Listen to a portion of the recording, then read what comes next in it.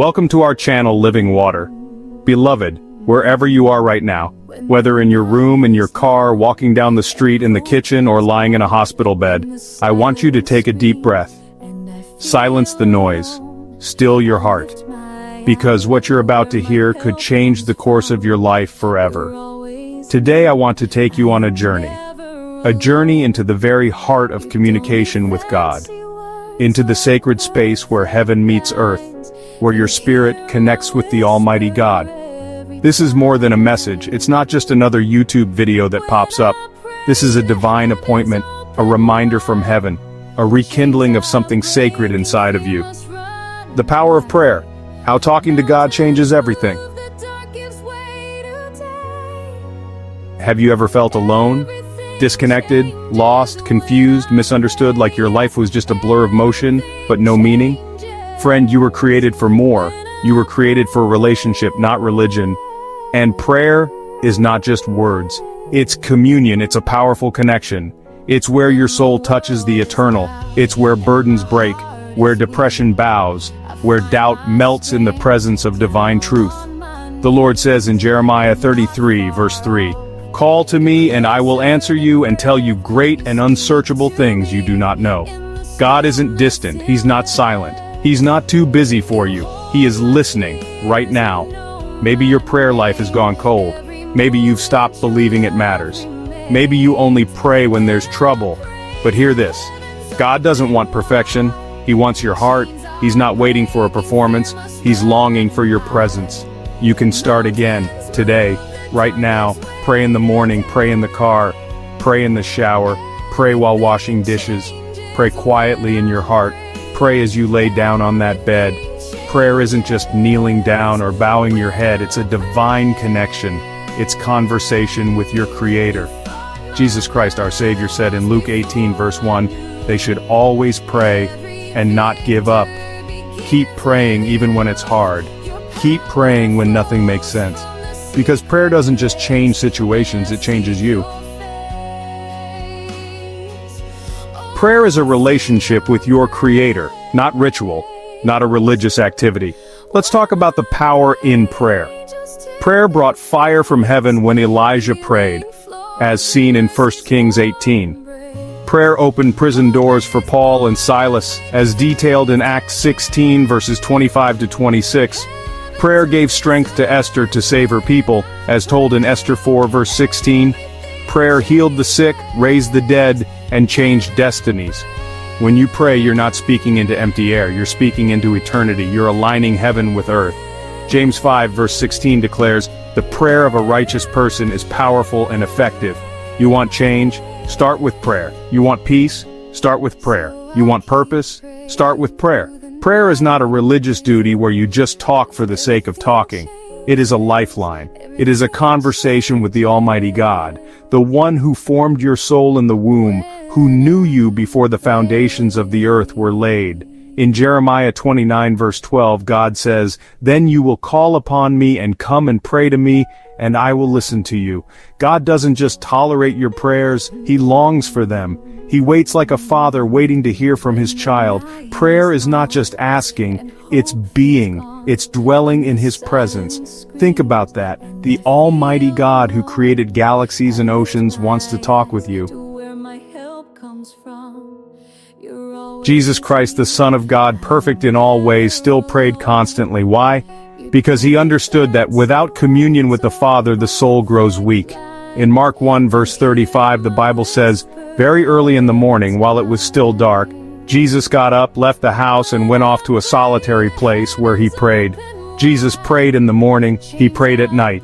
He prayed before major decisions. He prayed through agony in Gethsemane. He even prayed for those crucifying Him. Prayer was not a side habit, it was His lifestyle. If Jesus, who was without sin, needed to pray daily, what does that say about us? Many people today are walking around with identity crises, lost, confused, broken. The world has lied to them about who they are. But when you enter the secret place of prayer, God reminds you of your true name. He calls you beloved, chosen, redeemed, royal priesthood, more than a conqueror.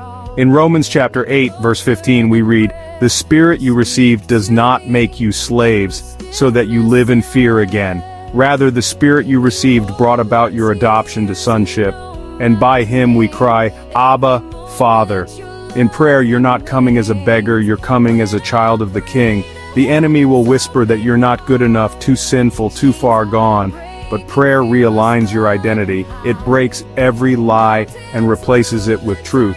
To the one listening right now, battling depression, hopelessness, or confusion about who you are not a mistake. You are not forgotten. You are not invisible. Ephesians chapter 2 verse 10 says, "For we are God's masterpiece. He has created us anew in Christ Jesus, so we can do the good things He planned for us long ago." Prayer realigns your heart with this truth. Every time you bow your head or whisper His name, God reaffirms your identity. You are His child. You are chosen. You are called. The enemy may try to drown you in lies. You're not good enough. You're too far gone. God's not listening, but the truth is this: He is near to the brokenhearted, Psalm 34:18, and He binds up their wounds. Prayer isn't passive. It's not weak. It's not wishful thinking. It's warfare. It's power. It's divine authority. In James chapter 5, verses 17 to 18, we read, "Elijah was a human being, even as we are. He prayed earnestly that it would not rain, and it did not rain on the land for 3.5 years. Again he prayed, and the heavens gave rain." Elijah was just like us, human. Yet his prayers controlled the weather. Why? Because he knew the one to whom he prayed. Paul and Silas were beaten and chained in prison, but they didn't complain. They prayed. And what happened? The prison shook. Doors flew open. Chains broke. Acts chapter 16 verses 25 to 26 shows us what happens when we choose praise over panic. God moves. Your prayers may not shake a literal prison, but they can break emotional chains, open spiritual doors, and destroy generational strongholds. There are moments when words fail, when the pain is too deep, the burden too heavy. But even then, the Spirit intercedes. Romans chapter 8 verse 26 says, "In the same way the Spirit helps us in our weakness. We do not know what we ought to pray for, but the Spirit Himself intercedes for us through wordless groans." God doesn't need eloquence. He needs honesty. Even your tears are a form of prayer. Even your sighs reach His throne. So don't hold back. Just come. Come as you are. Jesus Christ our Savior, our Lord, walked this earth as the perfect example of how we are to live. And even He, the Son of God, prayed constantly. Before every miracle, He prayed. Before choosing the disciples, He prayed. When facing the agony of the cross, He prayed. On the cross itself, He prayed. Luke chapter 5 verse 16 tells us, "But Jesus often withdrew to lonely places and prayed, not once in a while, not occasionally, often." Why? Because prayer wasn't optional, it was vital. If Jesus needed to pray to align with the Father's will, how much more do we?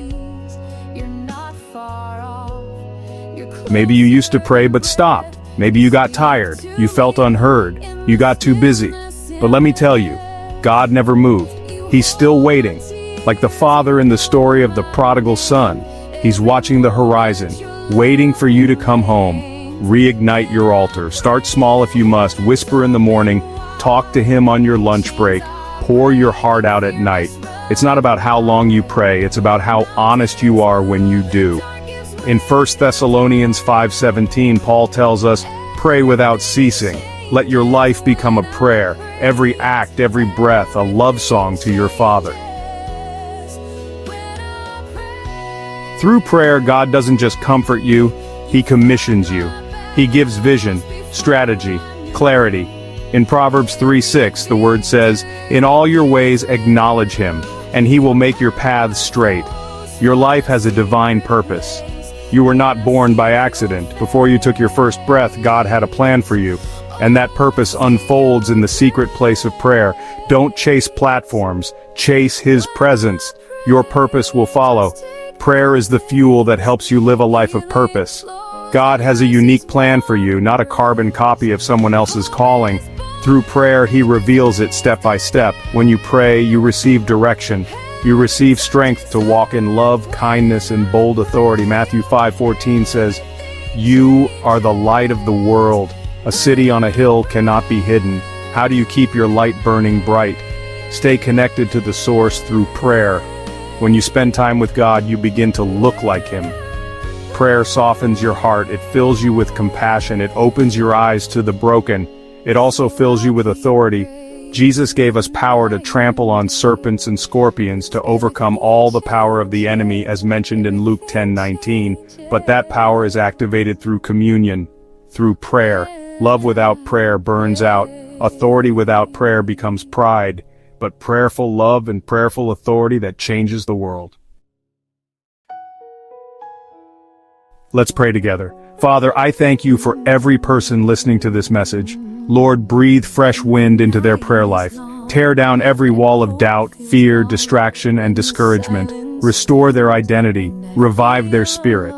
Replace despair with hope, heaviness with joy, weakness with strength. Holy Spirit, be their teacher. Remind them daily of your presence. Let them hunger for you like never before. Draw them to secret places where you whisper mysteries, reveal love, and commission them for kingdom work. Lord Jesus, thank you for modeling what it means to pray. Help us follow in your footsteps.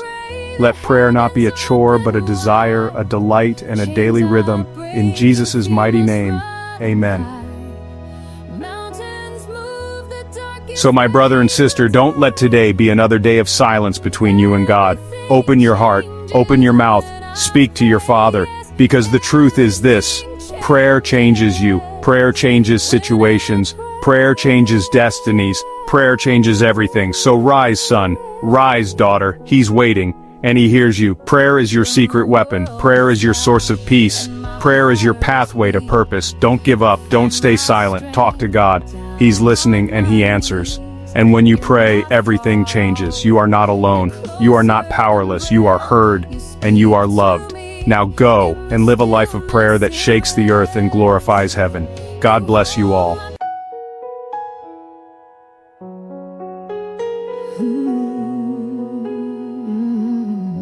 When the night is long and hope feels gone, when the silence screams and I feel alone, I lift my eyes to where my help comes from.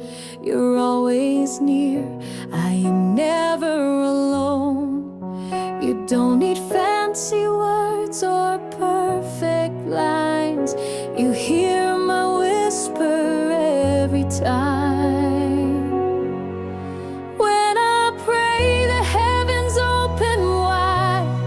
Chains are breaking, fear must run and hide. Mountains move, the dark gives way to day.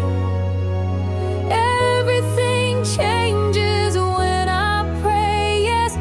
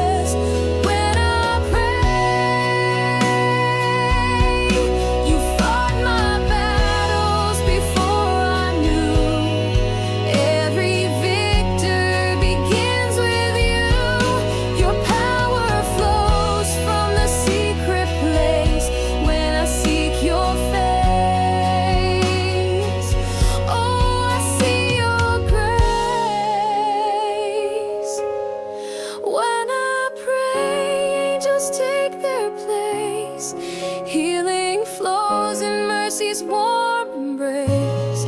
Hope is born, my faith is raised again. Heaven touches earth when I pray. Oh, everything changes when I pray.